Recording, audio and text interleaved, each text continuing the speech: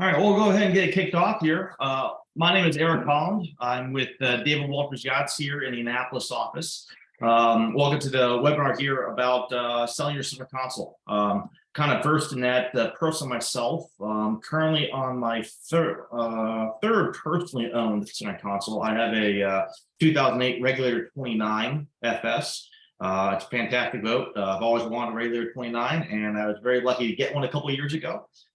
Which is in excellent condition, and I try to keep it that way. And it's been really important to keep those kind of boats in top condition, because one day, well, I guess one day I'll probably have to upgrade, even though I don't really want to. But it's just one of those things with being a boat owner, you're always looking for that 1 foot itis, the next step up.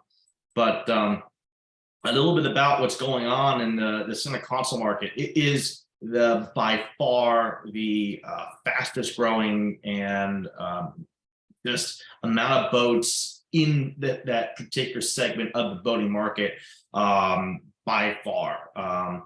Just since the beginning of this year, January 1st, there have been about 4,000 center consoles sold worldwide. About 3,800 of those are in the United States. So the U.S. market is, by and large, the 99% percentile is in the United States itself.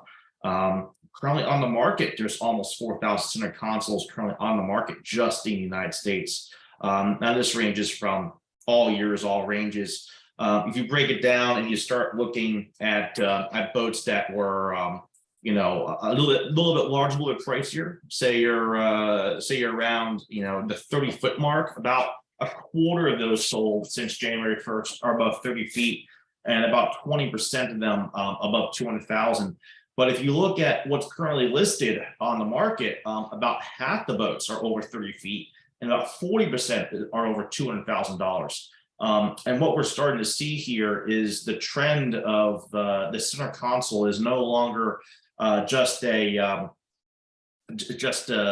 day boat or a fishing boat. They're starting becoming more and more yacht class boats, especially the ones about 28 feet and over, are starting to have a lot of the amenities you would used to see on your smaller express boats of the same size. Take Sea Ray, for example. About 5 years ago, they did away with their normal, regular, express boat brand. They totally shelved all that, and now they have boats out there, dual consoles, or similarities with center consoles. And it's just what the market's been trending for. There's not as many people out there that are looking to spend a night on those smaller boats. They more want to be able to go fast, get to their destination, stay at a hotel. If they're going to be overnighting, they're typically going with a larger boat these days. And the amenities on these boats continue to grow. You're seeing a lot of center consoles now that are being outfitted with Seakeeper gyro stabilizers, outfitted with air conditioning, refrigeration, showers, sleeping accommodations on even the smaller center consoles. You're starting to see a lot more of these luxury items being included in these boats that used to be just your hardcore fishing boat. And it's really just taken off market wide, and it continues to do so as the design work improves, the build quality improves. They're being able to build these boats faster and stronger than ever before. And with that, with the power plants available, the engines with higher horsepower, you can start packing in all this equipment and really turning the boats into a real full-fledged multi-use yacht where you can go fishing with the guys on one day, and the next day you can take out the wife and kids to the sandbar without changing anything. You have storage for all your tackle. You have storage for all your toys. You've got a head to keep the family happy. You've got a bed to put the kids to sleep. It's just it's a vastly just growing segment of the market. I think what you're going to find in selling center consoles these days is that the market is low with boat for sale. With 4,000 some boats on the market and 4,000 sold in the first 6 months of the year, there's a lot of competition. There's a lot of manufacturers out there. Then your typical center console, it now being more of a yacht class boat, there's a lot of people looking at that segment in a wide range of prices, all the way from, your Boston Whaler Montauk 17s up to your HCB 65s. And now it's going to be the Scout 70 LXF is going to be the kingpin by next year. The boats just keep getting bigger and bigger. So what's going to really factor in your selling potential for a center console? It's really going to come down to 4 items. It's your price, your location, your marketing, and the condition of the boat. Price wise, it's very, very critical because there's so many of these boats on the market, to pricing the boat with what features it has, the condition of the boat. The engine hours are very important, the engine history. It's a major sticking point for a lot of people because the engines in these boats, more often than not, are half or more of the value of the entire boat. So having motors that are in excellent condition to be sold, having electronics that are within the last generation or two is very critical as well. Selling a 2008 boat with 2008 electronics is going to take some time, and with the original engines, they're typically going to be north of 1,000 hours. Having those engines very well maintained with records is also going to be very critical. There's a lot of these higher quality boats out there that are maintaining their value for years and years, like Yellowfin and Regulator and Scout and CV.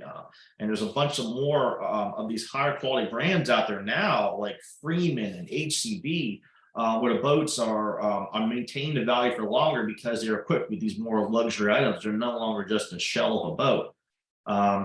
So brand is a real critical factor for maintaining value. There's a lot of off-market, not off-market, but lower tier brands out there that people have bought into, or mid-tier. You can say Sea Hunt, Key West, Robalo, those kinds of guys. They maintain the value for about the first 4 or 5 years of a model's existence, and then their value starts to go down pretty quickly. A lot of times those boats are on the smaller side, or they're built at a quality level, whereas they age, it starts to show pretty commonly early on in their life expectancy. The higher quality boats, they typically have a quality that lasts for a very, very long time. My Regulator itself, a lot of people ask me, how old is it? And they're shocked when I say it's 2008. They think the boats are only a couple of years old because the quality, the workmanship, and the gel coat is just above board. And it just, takes effort to keep it that way, but it just maintains and maintains. There's no fading of the gel coat anywhere. It's pristine. It all comes down to a lot of the builder and ownership as well. A lot of people these days getting into center consoles, they're also getting to it as their first boat, whereas they used to buy into the Bayliner Sea Ray Express boat as their first boat, when they're actually getting the center consoles now. So you're seeing a lot of the technology that goes into it, let's just the joysticks for steering with the outboards is very common, and that's increasing the value of the boats too. We've run into a lot of clients out there that say, hey, we don't want to buy a boat that doesn't have a joystick because frankly, they just don't know how to operate a boat all that well just yet. So having the modern technology out there, the joysticks, those kind of items are definitely increasing the value of the boats. Location's very key. With center consoles everywhere, you got to be in a yachting market in order to get the boat sold in a good time manner, such as Fort Lauderdale, Miami, Annapolis, New England, Newport, Connecticut, Long Island.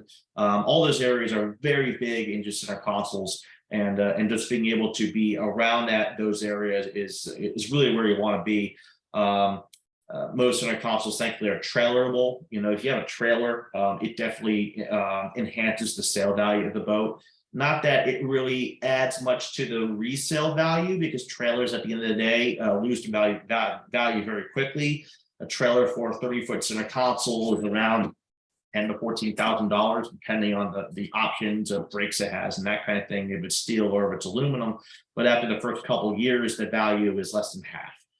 So most people, I say, to a trailer, you really can't add to the price of the boat unless it's brand spanking new, like literally that same year. I know people say, oh, my trailer was new 3 years ago. Well, most people don't use a trailer very often, and there's probably gonna be problems with the brakes and tires and bearings at that age from lack of use.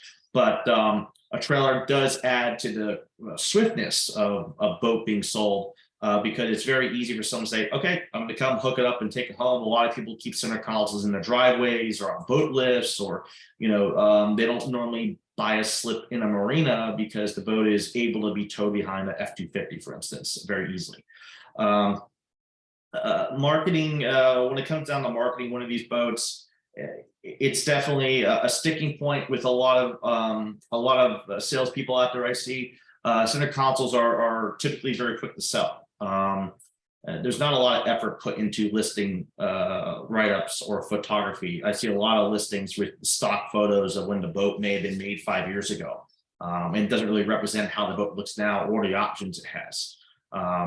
The listing write-ups are very bland. Typically it's the engine hours and maybe a couple of the highlights, but nothing else about the boat, and there may be 10 photos on the listing. And I understand that there's only so many angles you can take with a center console, but having the extra detail of how often the engines were maintained, having those records, taking the right photos of the right equipment, showing the boat off off the dock, underway, definitely leads to a quicker sale, especially for your higher end center consoles. A lot of the people buying these boats, if they're going to be under $200,000, are typically going to be financing almost 100% of the time, and getting someone to want to get into a boat that may have a little bit of older engines, 10-year-old engines, such. If they get hit with it, oh, I need to repower, well, then that could break a deal right away. Or maybe they're trying to finance a repower in their boat loan, which happened to me this year on a regular 32, and it took a lot of extra time to get it done because we're trying to fit all those equations in together. So making sure the boat's in good repair, I typically call it, good overall condition. Not everything has to be perfect, but everything has to be good.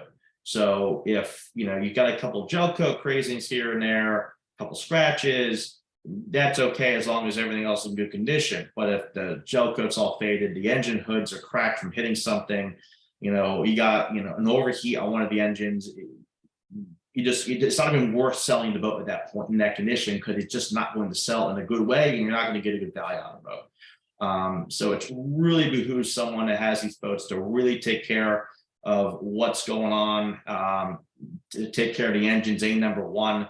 A lot of these boats are used for raft ups and days at the sandbar, so keeping the hull in good condition. It's easy to run up on the beach and forget about it, but if you take the boat out of water and there's the keel of the boat is flat at the bow and it's not a V as it should be, well, it sounds like you've been to the sandbar a lot, but that's going to lower the value of the boat, and it may need to be remedied before selling it. So there's a lot in there that goes hand in hand.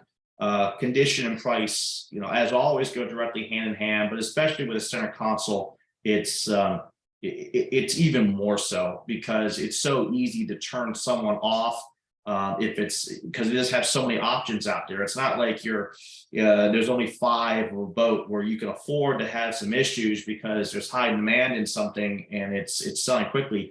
Typically center consoles, well, they're a dime a dozen, one comes up every 15 minutes. It's not like you have a lack of options to pick from. It kind of drives us as brokers nuts a little bit because there's so many options. It's like, which one do you pick for your client?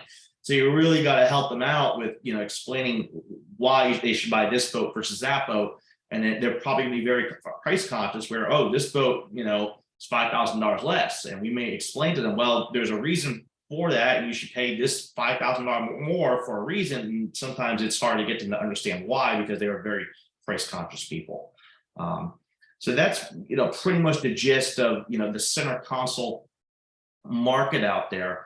It continues to explode with new manufacturers coming into the mix. The existing ones have been increasing their shipyard capacities massively in the past 10 years, and they continue to do so. I foresee, the center console market is not going anywhere anytime soon. The quality of the boats out there continues to improve. Your legacy brands like Boston Whaler, for instance, they will always maintain a very high sales value because of their New England heritage, and their ownership by Brunswick ensures that they have a very long lifespan and longevity. And a lot of people are going through and refitting older boats. They're instead of throwing the hulls away, even though the hulls were not built all that great to begin with, of in the 80s and 70s from Boston Whaler, it's the look, it's the feeling of it. It's like a Bertram, for instance. It wasn't all that great, but it's the look and style, and it's what people want. It's like having an old Camaro. They just want to have that kind of boat that gives them that historical kind of feeling, and that feeling of being more connected to the water, and maybe without all the flashy systems that some of these other center consoles out there now have. So you're going to see more and more of these boats hanging around. I think you're going to find that you're definitely going to have your budget brands that are always going to be there. Bayliner, that used to be out there, has now been replaced by brands like Robalo, for instance, where you're going to have your entry level center console, and then people are going to start upgrading into these bigger boats. So that's pretty much the center console market. And if you guys have any questions out there, please feel free to put them into the chat. I'm happy to answer them for you and talk further.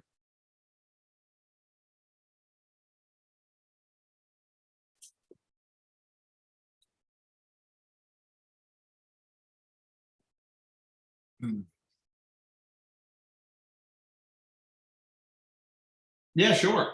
Here, let me see here. There we go, Jim. Yeah, Okay, can you hear me? I can. Okay, awesome. So it sounds like it's just you and I. It is just you and I. Okay. Well, hey, thanks for doing that for me. I appreciate it. Yeah, sure. Where are you located? Well, it depends on the year. So from April till October, I'm in Annapolis, and in the winter, I'm in Fort Lauderdale. Okay, all right. So I'm a little unique in that I'm from Canada, from Ontario, Okay. and I don't know if you know much about Ontario, but we're located in cottage country about 2 hours north of Toronto. Mhm. And it's the Muskokas, it's called, and it's a very wealthy area. There's tons of boats up here, lots of cobalts, lots of wake surf boats, and so on. And I notice that center consoles are now starting to really become the boat to have. Mhm. And we bought a Robalo that we trailer down to Florida to use while we're down there, and then we use it up here as well. And anyways, I had just sold my company within the last year. I love boats. I've been around boats my entire life, and I thought, as a hobby, something to play with, I want to find boats that are good value in the U.S. and bring them to Canada, because what I noticed is the price in the US does not translate to just the exchange rate in Canada. Mhm. There seems to be a little more of a markup that's happening up here. And I think if I was able to make a connection with somebody in the US that found really good quality stuff in the US that I could bring up here, and we could then flip. I think there's a market for that in Mhm. Canada, because there is not a lot of center consoles up here at Sure. this point. But I Mhm. think the demand is growing, and especially with outboards. I mean, it's a big move, as you know, from stern drives to outboards, and I think stern drives are kind of center consoles are at the forefront of that. Mhm. Yeah, 100%. I'm similar to you. I trailer my regulator down to Florida every winter. I keep it in Fort Lauderdale, and in the wintertime, and in Annapolis in the summer. And when I was down in Florida, especially the past few years, the amount of Canadian citizens that come down with their boats that come down to Florida has been very strong. Pontoon boats, day boats, some center consoles are now starting to pop up. You could tell they have, the Ontario, ON, on the Yep. back. They got the license plates and the whole works. So it's definitely, there's definitely more of that going on. And with the trend, especially in South Florida, with everyone having a center console type boat, of course, it's going to translate to people from Canada wanting to buy those as well and take them home. So it makes complete sense. Mhm. So maybe if I can give you my information, and like when you come across something that you think is a good deal, like there's, numerous ways we could do it, I guess. If you think something's a good deal and it would translate well to a sale in Canada, we could partner on it. You could sell it to me, and then I take the risk on it up here, whatever. But I just think there's a little bit of an opportunity up here right now because the dealers in Canada, like I said, it's more than just the exchange rate that they sell it at. There's a bit of a markup in there on top of the exchange rate Sure. that I just don't feel should be there because the Robalo that I bought, I went to Connecticut and bought it down there, and I picked it up for like 20,000 less Hmm. than what I would have paid in Canada for the same Hmm. boat. Hmm. Yeah, and that's typical. We see that across the board, actually. That's the reason why a lot of Canadians, come to the United States boat shows in South Florida and in Annapolis and Newport, because of what's going on with a lot of dealers up there. Kind of reminiscent of looking at, look at the price of buying a Ford F-250 these days in the U.S. I can only imagine the price in Canada is a lot more. And Hmm. it's literally driving from Detroit across the bridge into Canada. It's not that far. Yep. But for But sure, I'm happy to take that information and see what's out there, because we run across stuff all the time. And yeah, that makes a good sense for a good deal. Typically for what you're trying to do, probably want to find something that's, less than 5 years old. And, it's kind of had that, it's still got modern equipment and modern engines and that kind of thing, and had its depreciation. But, it's something that, in that market up there, if something was available here and now, for sure, someone might snag it. yep, exactly. All Yeah, right, well, let me give you my contact information then. sure. So I think you probably already have my email, but I'll give it to you anyways. It's Jim Mhm. at Gemmell, which is my last name, GEMMILL.me. And my phone number is 519 Mhm. 572 Mhm. 1082. 82. Yep. Where do you when you bring your boat down to Florida, where do you go hang out at? Longboat Key. Oh, very nice. I like that. Yeah, Yeah. I did the Bahamas this year at the regular. I actually took it all the way to the Exumas. Oh, And wow. oh yeah, 300 miles each way. It was fantastic. Well, I think I'm gonna do the Abacos this winter. I have not done the Keys with the boat yet. I had a 24-foot Scout before the regulator, and I took it down to Florida once. And mhm. actually, I sold it in Florida the same year I brought it down. When I found the regulator, I was like, okay, this has got to go. I'm gonna buy the regulator. And it's been a fantastic boat. Longboat Key, that is on the short list. That might be this winter. We'll see. Awesome. Well, it's a great place, and the one I have is a little small. Like I want to make the run from Longboat Key down to Key West, but Mhm. it's a single engine, and I'm not willing to do it with just a single engine. So I think I'm going to have to upgrade to be able to do that. So, Yeah, that was exactly my thought. I was like, hey, it's a long run from Fort Lauderdale all the way down to Key West, with a single engine Scout, with twin engines, it's definitely that safety factor I like. Mhm. exactly. Yep. All right. Well, Well, really appreciate you doing the webinar just for me, and you have my contact information. And please reach out to me if you feel you have something. And like it said, it's something I just want to play with and buy a boat every so often, and then bring it up here, sell it, and if I can get something going, then happy to do it more often. I'm kind of retired now, and I'm looking for something to do, and I love playing with boats. So I have 3 boats in our boathouse right now, and yeah, you can never own too many boats. it's a sickness. It's a good one, a good sickness to Yeah, have. exactly. Yep. Awesome. Yeah, Jim. Let's see what's out there, and we'll chat soon. Okay. Awesome. Thank you. All right. Take care. Good night. Bye.